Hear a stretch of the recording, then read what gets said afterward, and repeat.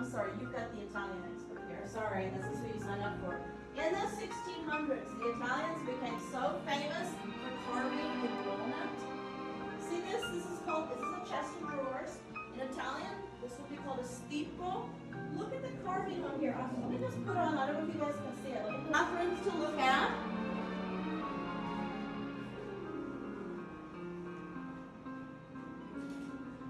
Keep in mind, if you're looking around and you see clothing, we have about 5,000 articles of vintage clothing.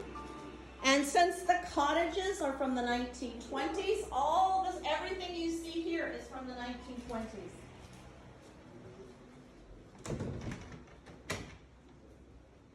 Come on, here you go. Let's go out.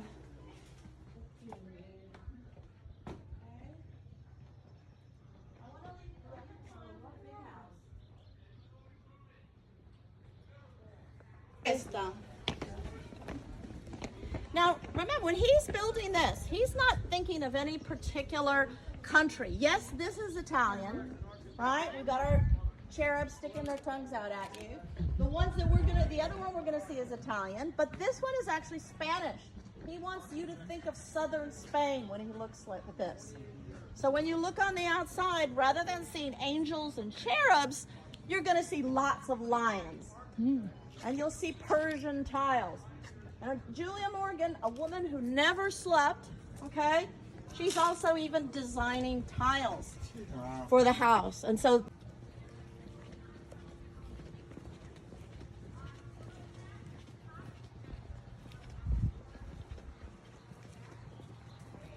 I see you.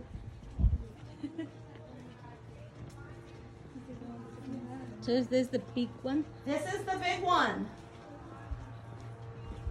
I was kind of gonna see the ocean. Oh, there we go. Come on down. Yeah, I don't want to take you out. Thank you. Get in there. Just say, guys, your tour is left. Okay. There's another tour coming in, guys. Okay. Please. Okay. Your tour's gone. Okay. Okay. Okay. See this door?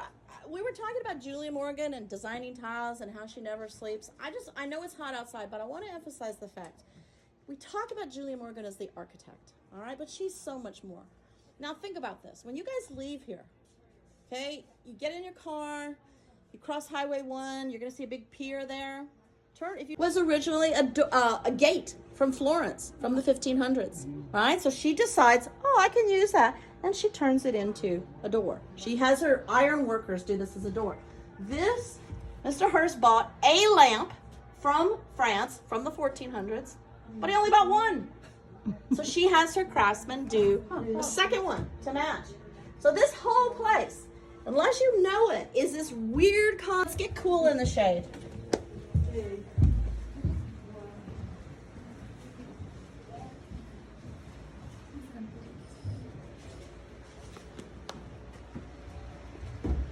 Yeah, come on in here.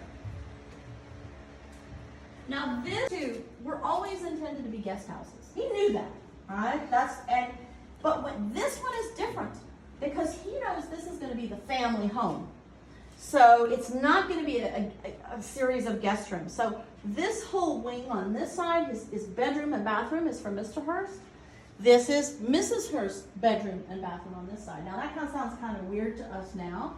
But again, 100 years ago, if you were really rich, they're all downstairs. Now, not on a bet would I take you down these stairs. They are marble. There is no banister. They had 5 boys. Maybe they thought if they lost a few to break their neck, it would be no big deal. Yeah. Now, interesting fiddly things that women like. And that was it, guys. That's all the instructions she got. All right? So let's go in and have a look and see if you can find whatever the heck fiddly things are. Yeah? But I also want you to pay attention. Remember, this is a bathroom from 1923. Look at the shower heads in here. Look at this. How many shower heads are in that shower? Yeah, that's about 6 more than I've got. Yeah? And this is 1923. First bedroom. And the astute among you will say, wait a minute, Nina, how come there's 2 beds in here? You were thinking that, weren't you? Okay. Well, between 1923 and 1927, there was only 1 bed here. And it was up here against this wall, and it went this way. Okay?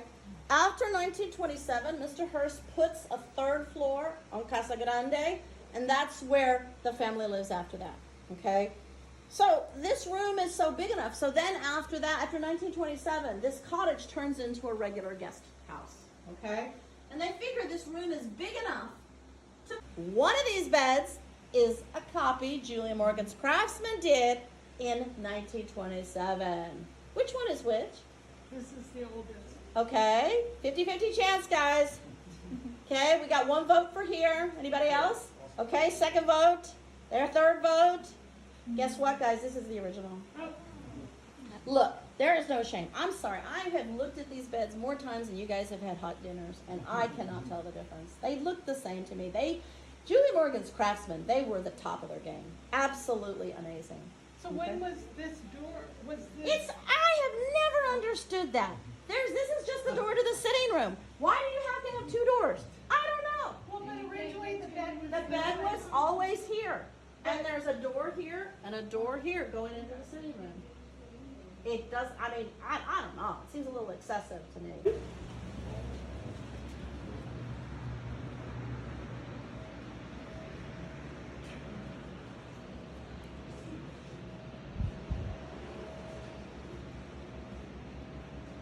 Now, if you guys like to play in there, yeah, one of them is old, one of them's new. It doesn't matter. I know, it doesn't. They look the same. That one I've been told is the old one, but honestly, Which one's the old one? that one. And I only know Hearst Castle, right? And it's 0 dark 30 here. And he sees Mr. Hearst still sitting at that desk, working away. Huh? Now, you guys will probably know Mr. Hearst, he was 6'3". He weighed between 250, 275 pounds. He's a big guy, right? He also raised dogs. Well, I don't know if you know this from your other tours. Leave, they'll remember this place is called Casa del Mar. And if you look out, you can see why we've got that name. It's not a bad view, is it? You know? But his bedroom, in many respects, I know this sounds odd, it wasn't very important to him because for a few hours. Well, let's go in and have a look at his bedroom and his bathroom.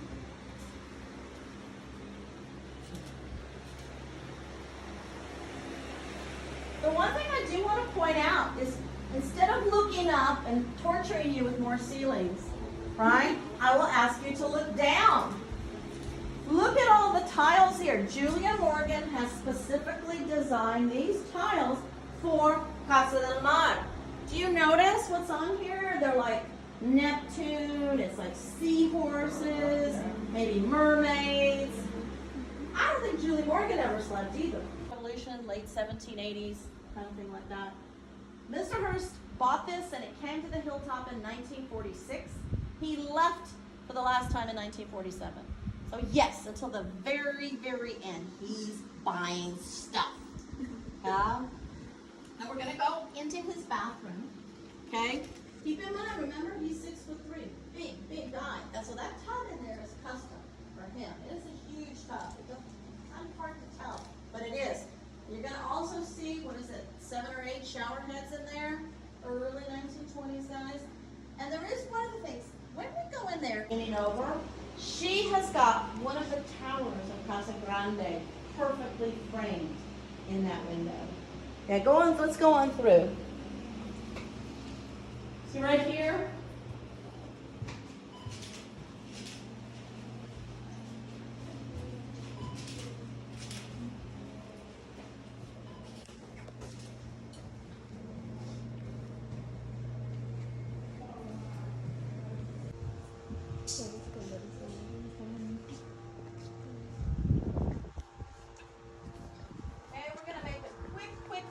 All the way across the Esplanade, because I know it is 100 degrees.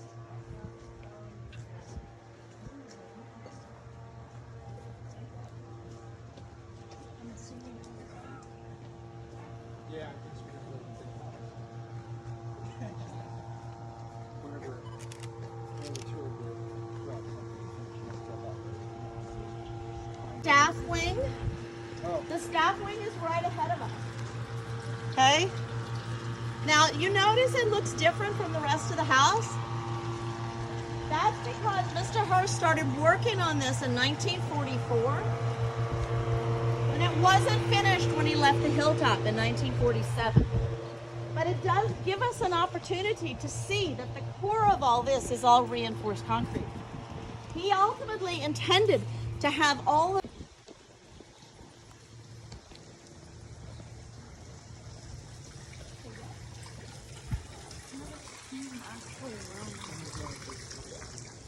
So, for those of you who've been on the Grand Rooms tour, I just want to orient you. So, right there is Mr. Hurst's living room or his assembly room. This is his dining room. You know, the room that looks like Hogwarts? Yeah, you know it does, right? Okay. And so then all of this is the kitchen. Oh, wow. Now, technically, it is not the kitchen. Think about this. When I open the door and ask you to turn to the left, all of that is the pantry. It's not the kitchen. Yeah. So think about what your pantry looks like. Oops. That square box is a plate warmer. So you plate the food, and then you lay it out on here, and then when it's ready to take out to the dining room, it all goes. Okay, so these are all warming techniques. Okay, any questions about the pantry? When's the last time the actual meal was prepared? 1958, because it was used continuously up until then.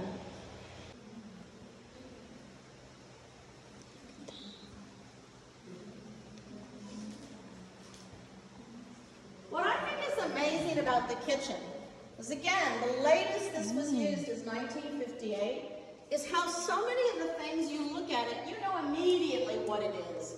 Like this. I mean, it looks just like the milkshake maker we have at home, right? And then think about this.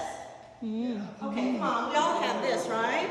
Yes. Yeah, it's a KitchenAid. In fact, it is the same, it is the company that became KitchenAid. So precursor to KitchenAid. But this is the kind of KitchenAid you have when you have to make bread for 100 people. Yeah. Yes. Wow. The thing that I think is actually interesting about this kitchen is how much of the kitchen, as a percentage-wise, is devoted to baking. Because if you think about it, right, there's no such thing as a corner store.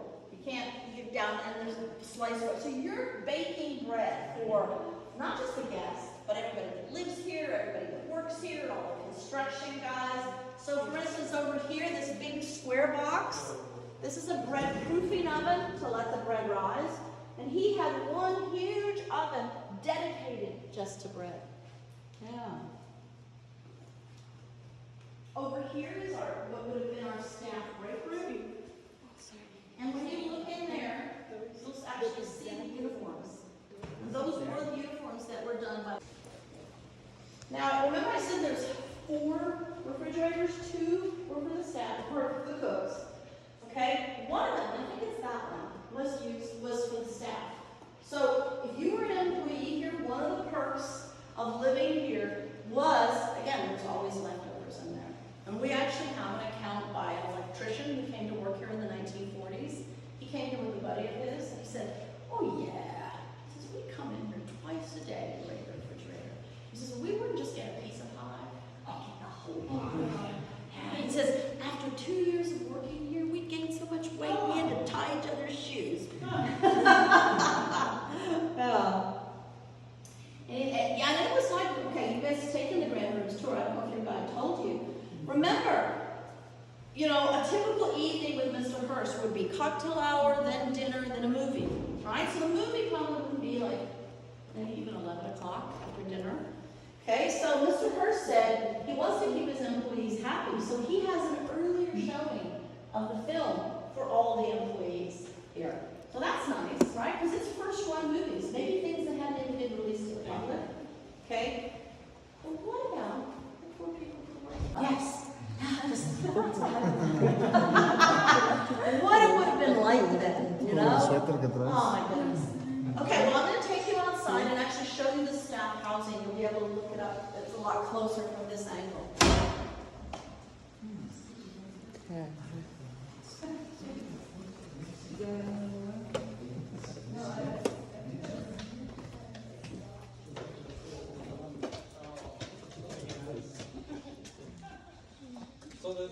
silverware is original?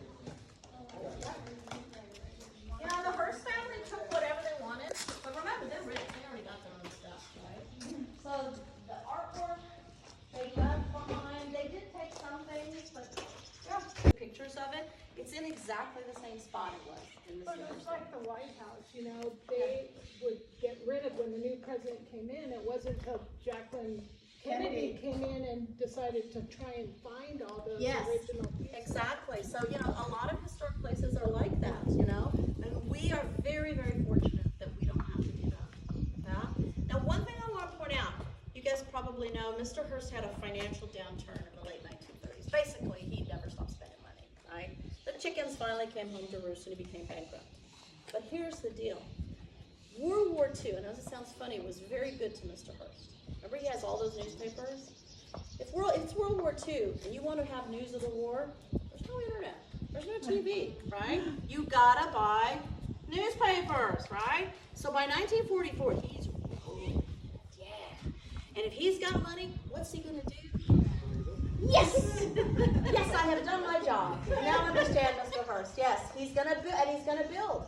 And he decides he wants to extend the North Wing. And he keeps building on the North Wing, literally until the day he dies. The day he dies, the day he leaves the hilltop in 1947. Now what happens then is he develops a heart condition, okay? He desperately wants to stay here. He loves this place. This is where his heart is, okay? He begs his cardiologist. He said, look, he says, I will take, remember the first cottage we went into? I'll take that I'll convert that whole cottage for your house. I'll pay your whole year's salary. Just let me stay up here, okay? And basically his cardiologist said, are you on your mind? Yeah? You've got to go down to civilization. We're 1,600 feet above sea level. You're in the middle of nowhere, even though by that time there was a runway, right? He said, if something happens to you, I can't guarantee your health, okay? So very sadly, he leaves in 1947. He goes down to Beverly Hills, which is where ultimately he dies in 1951. So he never left. He never came back after 1947. And here's what I think is interesting. I don't want you to stand in the sun too long, but if we come around, you see this window up here? There is obviously a very specific window that was intended for this space. But when they left, on that day when he left, they just boarded it all up. Look at that. We don't know where that window is. We have no idea. And we still got a lot of stuff in the basement, but we don't know where that window is.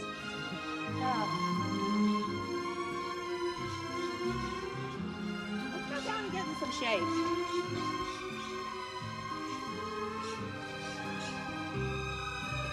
Are these apples? Apples.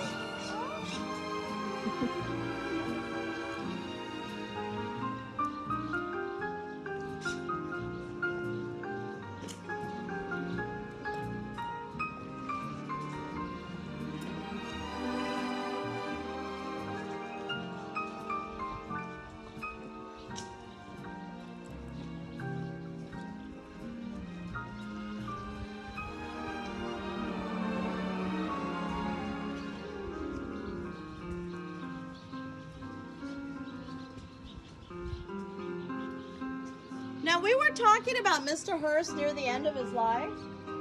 You know, right before he died, his son was talking to him. And he said, you know, Pops, he says, you've been working on this thing for 28 years now. He says, how far along are you? And Mr. Hearst thinks about it. He's like, well, 40 or 50%. Yeah, that's exactly. You know, he never ran out of ideas of things he wanted to build. So, for instance, we see that wing. There's this wing. At one point, he was going to put those two together and build a ballroom. Because, of course, you need a ballroom, right? Of course you need a ballroom. Let's go on in down to the pool. I want to show you something else that you don't see on the other tours.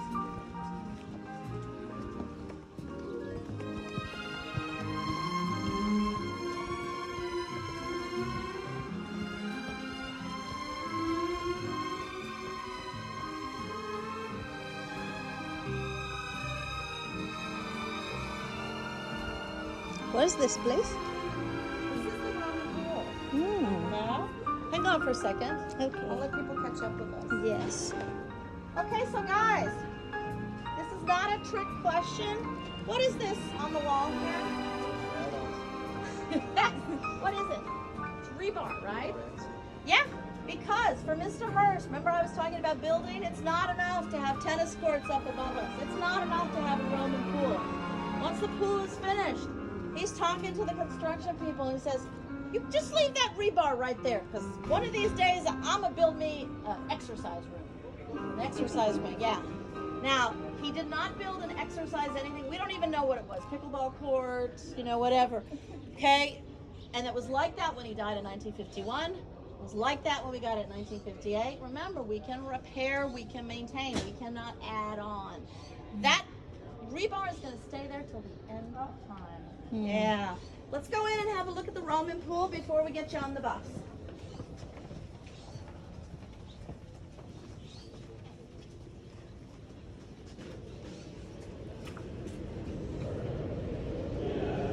I'm sorry, there's another tour coming in. I don't want to get mixed up, brother, with the other tour.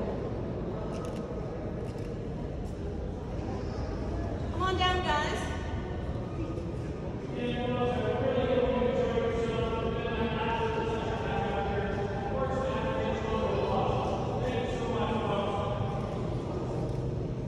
So nice. So what do you think, guys? Yeah? We'll move on down and I'll get in the middle. Let me get in the middle. Yes. Come on down, guys. This is good. I've got a huge echo in here. Now, Julie Morgan, she didn't know how to swim, believe it or not, but she was trying to design pools. Yeah? There's 2 million mosaic tiles in here, all 1-inch tiles from Venice, Italy. Most of them you see are dark blue, but you notice you've got the gold patterns in the pool. Those gold patterns are supposed to represent stars, maybe planets, comets. The dark blue is supposed to be the night sky. So that is a diving platform in front of us. So just imagine, you're diving off into the 10-foot deep water, and Julia Morgan wants you to imagine that you are diving into the stars. Not bad, huh? I love that woman. Well, guys, thank you for coming on the Cottages and Kitchen, even though there's no wine tasting. You guys were remarkably good spirits, even though I know it is 100 degrees. Yes, ma'am. Yes, ceiling, we're restoring the ceiling. There used to be cork tiles on here, they're acoustic tiles. That is why there's such a huge echo in here. In fact, anybody wants to sing, they're welcome to sing. Yeah? You hear that? See? Come in, it's cold.